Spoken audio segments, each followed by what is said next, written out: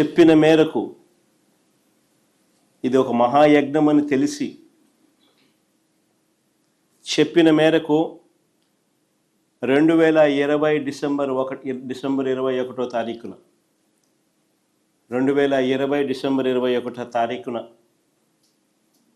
100 సంవత్సరాల క్రిందట 1923లో బ్రిటిష్ ప్రభుత్వం తర్వాత, అప్పుడెప్పుడో బ్రిటిష్ వాళ్ళు సమగ్ర సర్వే చేశారు 1923లో.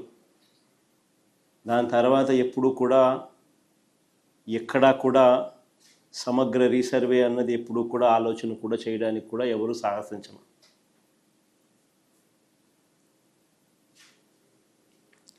చెప్పిన మేరకు 2020 డిసెంబర్ 21వ తారీఖున 100 ఏళ్ల తర్వాత 1923లో బ్రిటిష్ ప్రభుత్వం తర్వాత సమగ్ర భూ సర్వే రికార్డ్స్ అన్ని అప్డేట్ చేయడం, సిస్టమ్స్లోకి రిఫార్మ్స్ తీసుకొని రావడం మొదలుపెట్టి ఒక గొప్ప అడుగు పడింది ఆ రోజు. నిజంగా ఇది ఒక రాష్ట్ర ప్రభుత్వంగా ఒక సువర్ణాక్షరాలతో లిఖించదగ్గ ఒక గొప్ప అధ్యాయం. రీసర్వేతో, సమగ్ర రీసర్వేతో కూడిన ఈ సంస్కరణలు మేము చేసినది నిజంగా ఒక మహాయజ్ఞం లాంటిది. చెప్తా ఎందుకు అంత యజ్ఞం అనే పదం ఎందుకు వాడుతూ ఉన్నాను అని అంటే, ఒకసారి ఆ లోతు లేకపోతే మీతో పాటి ప్రజలందరికీ కూడా అర్థమవుతుంది అసలు ఎంత లోతుగా పోయాము అని. ఇది చెయ్యాలి అని అంటే ఎంత కష్టమైన పని అని కూడా అందరికీ అర్థమవుతుంది. దేశ పరిపాలనా చరిత్రలో భూ సంస్కరణలో సువర్ణాక్షరాలతో ఎందుకు లిఖించదగ్గ అధ్యాయం అని చెప్పి కూడా చెప్తా. ప్రజలకు, రైతులకు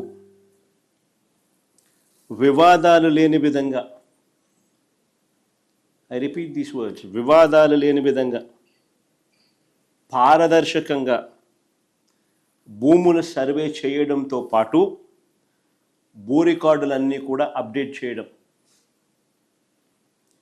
వాటిని ట్యాంపర్ చేయలేని విధంగా ఫిజికల్ అండ్ డిజిటల్ ఫార్మాట్లో రకరకాల వివిధ చోట్ల వాటిని భద్రపరచడం అట్ వేరియస్ లెవెల్స్. భూ యజమానులకు, రైతులకు శాశ్వత యాజమాన్య పత్రాలు, క్లియర్ టైటిల్స్ ఇవ్వడమే కాదు, ఆ క్లియర్ టైటిల్స్కు ప్రభుత్వం పూచీకత్తగా గ్యారంటీగా నిలబడుతుంది.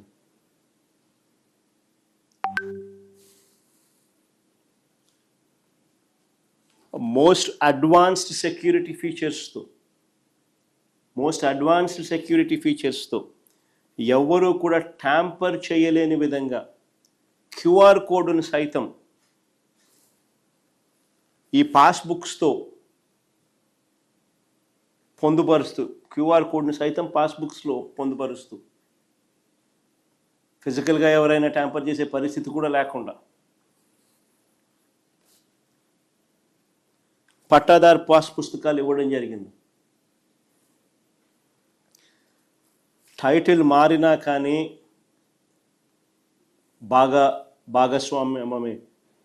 భాగాలు పరిష్కారంలో తల్లిదండ్రులతో, పిల్లలు తండ్రుల మధ్య లేదా అన్నదమ్ముల మధ్య టైటిల్స్ మారినా కానీ, లేదా క్రయ విక్రయాల ద్వారా ఏదైనా టైటిల్స్ మారినా కానీ automatic sub divisions, automatic protocol ప్రకారం మ్యూటేషన్ జరగడం, వాటికి సంబంధించిన రికార్డులన్నీ కూడా ఆ గ్రామంలోనే, ఆ గ్రామ సచివాలయంలోనే ఉంచి అవి కూడా అక్కడ అవైలబుల్గా ఉండడం, ఆ అప్డేట్ చేసి ప్రజలకు అందుబాటులో ఉంచడం, చివరికి గ్రామ సచివాలయాల్లోనే రిజిస్ట్రేషన్ ప్రక్రియ కూడా జరిగేట్టుగా కూడా చేయడం. ఇదొకటే కాదు, రియల్ టైమ్ అలర్ట్స్. మీరు ఏదైనా భూమి ఏదైనా మీరు అమ్మినా, మీరు మీకు భూమి ఏదైనా మీరు కొనుగోలు చేసినా, మీ భూమికి సంబంధించిన ఎక్కడైనా లావాదేవీలు ఎక్కడ ఏం జరిగినా, ట్రాన్సాక్షన్ జరిగినా మీకు రియల్ టైమ్ అలర్ట్స్ వస్తాయి మీ ఫోన్కు.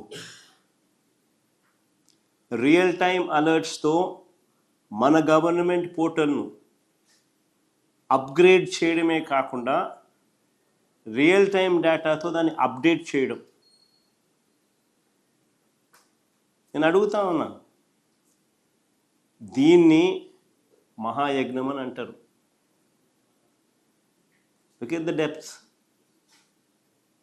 చేయాలనుకున్నది ఏ స్థాయిలోకి వెళ్ళి చేశాము అన్నదానికి దిస్ ఇస్ ద డెప్త్.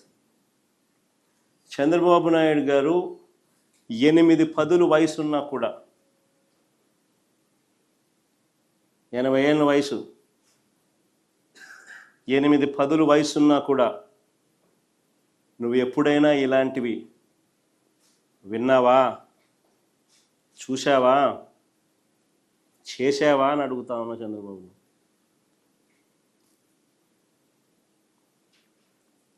అసలు ఏ స్థాయిలోకి వెళ్ళి మేము రివ్యూలు తీసుకునే వాళ్ళము అని అంటే, ఏ స్థాయిలోకి వెళ్ళి ఎంత కమిట్మెంట్ చూపే వాళ్ళము అని అంటే, అసలు ఆ క్లిప్పింగ్ కూడా ఒకసారి, రివ్యూ క్లిప్పింగ్ కూడా ఒకసారి వేయండి అమ్మా, ఒకసారి ఇంట్రెస్టింగ్ క్లిప్పింగ్ ఒకసారి చూడండి కూడా.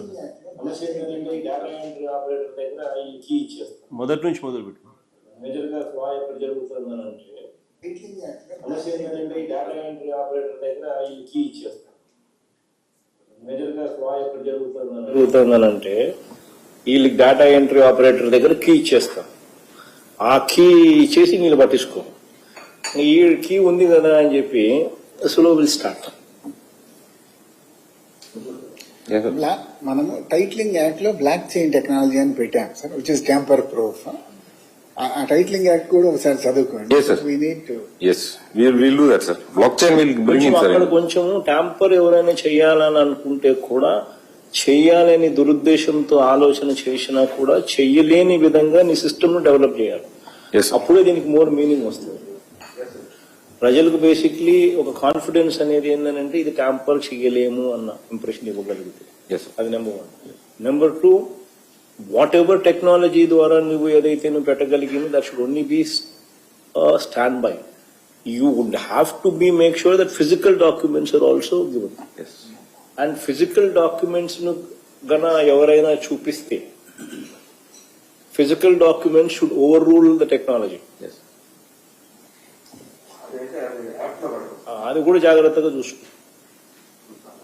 ఎందుకనంటే ఈ టెక్నాలజీలో ఏం చేస్తున్నాడో, ఎవరు చేస్తున్నాడో, ఏం పెడుతున్నాడో అన్నది ఆ డేటా ఎంట్రీ ఆపరేటర్ చేతుల్లో లైఫ్లే ఉంటాయి, జీవితాలు ఉంటాడు. ఏమో వాడు లంచాలు తీసుకుని రాజీ పడిపోయి కీ పెట్టి చేసేసి టక మార్పులు చేసేస్తాడు.